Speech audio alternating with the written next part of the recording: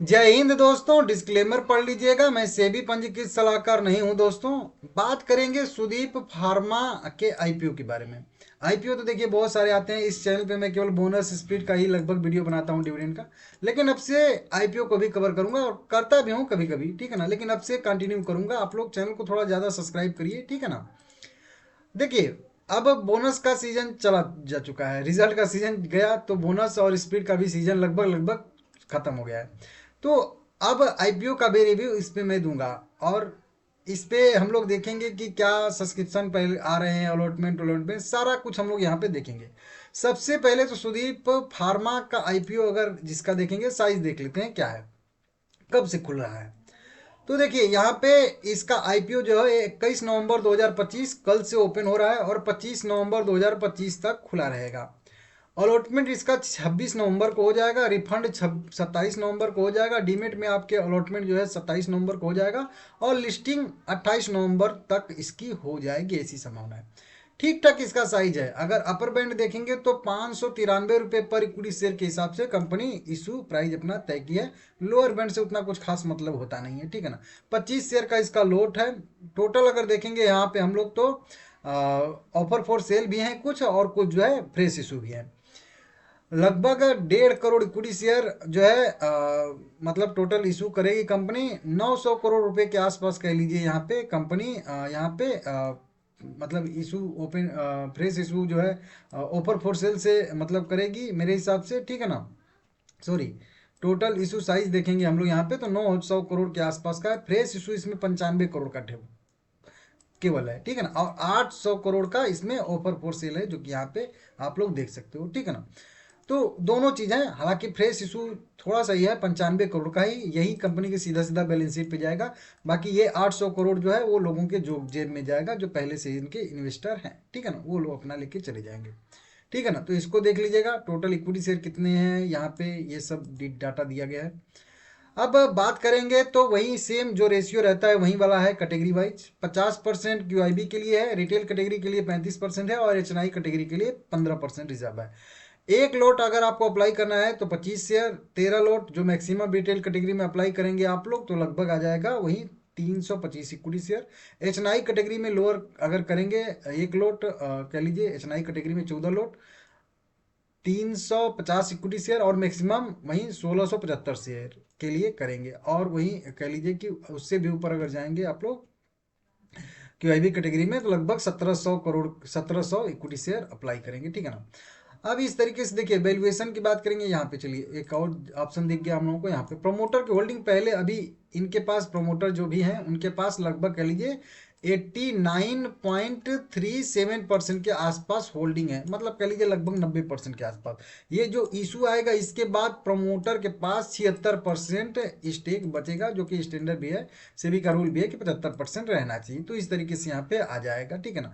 अब मेन चीज आता है कि सुदीप फार्मा करती क्या है। तो जैसे वैसे तो नॉर्मल फार्मा सेक्टर की कंपनी इसको हम लोग कह सकते हैं, फार्मा सेक्टर की कंपनी है, लेकिन अन्य भी कई सारे काम करती है कंपनी। जैसे देखेंगे खनिज ग्रेड खनिजों और विशेष पोषण सामग्री का भी निर्माता यह कंपनी है। 100 से अधिक देशों में यह कंपनी अपना कारोबार करती है, ठीक है ना। 200 से अधिक इनके उत्पाद हैं, जिसमें वही कंपनी फार्मा, खाद्य और पोषण क्षेत्र में खास करके काम करती है, ठीक है ना।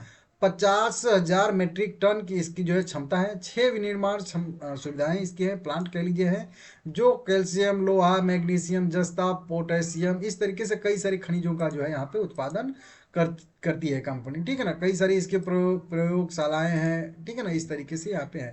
तो कुल मिला के इस तरीके से यहाँ पे है। वित्तीय स्थिति की बात करेंगे दोस्तों यहाँ पे, तो वित्तीय स्थिति भी ठीक ठाक कंपनी की है। अगर साल दर साल बेसिस देखेंगे तो ठीक ठाक देखने के लिए मिल रहा है। पैट में देखेंगे तो लगातार हम लोगों को यहाँ पे बढ़ोतरी देखने के लिए मिल रहा है।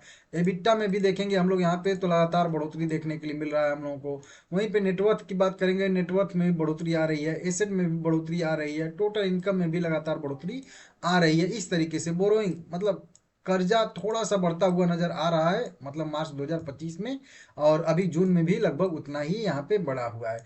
डेट देने का भी इनका कोई भी प्लान नहीं है, क्योंकि जो भी कंपनी 95 करोड़ रुपया जुटाएगी, मतलब वो के लिए फ्रेश इशू के थ्रू, वही पैसा इसके बैलेंस शीट पे जाएगा और उस 95 करोड़ रुपया जो फ्रेश इशू से कंपनी जुटाएगी, उसका लगभग कह लीजिए 76 करोड़ जो है कंपनी अपनी मशीनरी जो है यहाँ पे खरीदने में लगाएगी, और कुछ जो बचेगा वहीं कह लीजिए कि 15 करोड़, और उसको जो है कंपनी अपना जो 20 करोड़ जनरल कारपोरेट पर्पज से यूज करेगी, ठीक है ना। तो जो पैसा कुल मिला के फ्रेश इशू में आप लोग दोगे कंपनी, उससे कुछ कंपनी मशीनरी खरीदने वाली है, ऐसा कंपनी ने यहाँ पे कहा है। तो इस तरीके से आप लोग देख सकते हो, ये वाला इसका फंडामेंटल। बाकी अभी इसके देखेंगे कि एंकर इन्वेस्टर कितने आए हैं, कौन कौन आया है, अगर आप लोग कहोगे तो उसका भी मैं डिटेल आप लोगों को वीडियो बना के अपडेट दे दूंगा, ठीक है ना।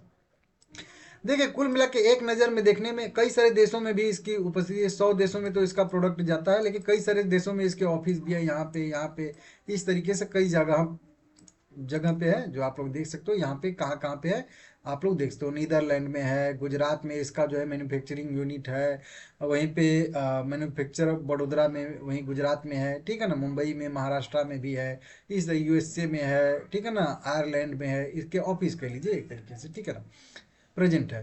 तो इस तरीके से कंपनी है। अगर आप लोग ग्रे मार्केट प्रीमियम पे भरोसा करते हो तो ग्रे मार्केट प्रीमियम भी ठीक ठाक ट्रेड कर रहा है, इसका लगभग 115 रुपये, मतलब इसका जीएमपी ट्रेड करा, मतलब इसके जो बेस प्राइस है उस पे 115 रुपये ज़्यादा अभी लोग दे रहे हैं इसके शेयर के लिए। तो अगर देखेंगे तो वहीं 19% के आसपास का जीएमपी आ जाएगा। इस जीएमपी के हिसाब से अगर देखेंगे तो लगभग 708 रुपये के आसपास इसकी लिस्टिंग होने की संभावना यहाँ पे बताई गई है। पर लोट के हिसाब से लगभग 2800 के आसपास का, 2875 रुपये के आसपास का बेनिफिट यहाँ पे दिखा रहा है, अगर यही लिस्टिंग होती है तो, ठीक है ना। अगर इससे नीचे होती है तो उसके हिसाब से उस समय करेगा, ठीक है ना।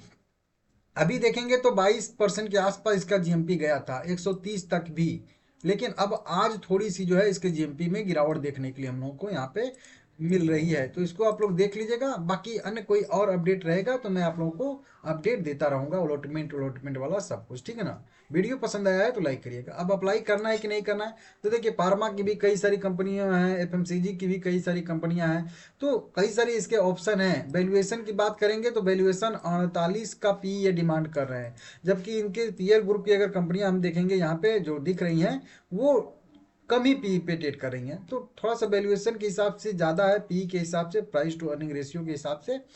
लेकिन ठीक है, अभी यहाँ पे तो ये लीडर टाइप का दिखा रहे हैं, ठीक है ना। तो इसको आप लोग देख लीजिएगा। बाकी बड़ी बड़ी और भी फार्मास्यूटिकल की कंपनियां हैं, ठीक है ना, ठीक ठाक है। लिस्टिंग गेन के लिए भी आप लोग जा सकते हो अपने हिसाब से, और बाकी जो है अगर इन्वेस्टमेंट करना है तो भी आप लोग एक बार के लिए सोच सकते हो, क्योंकि फंडामेंटल लगभग लगभग ठीक ठाक देखने के लिए मिल रहा है, ठीक है ना। देख लीजिएगा। वीडियो पसंद आया है तो लाइक करिएगा सभी लोग।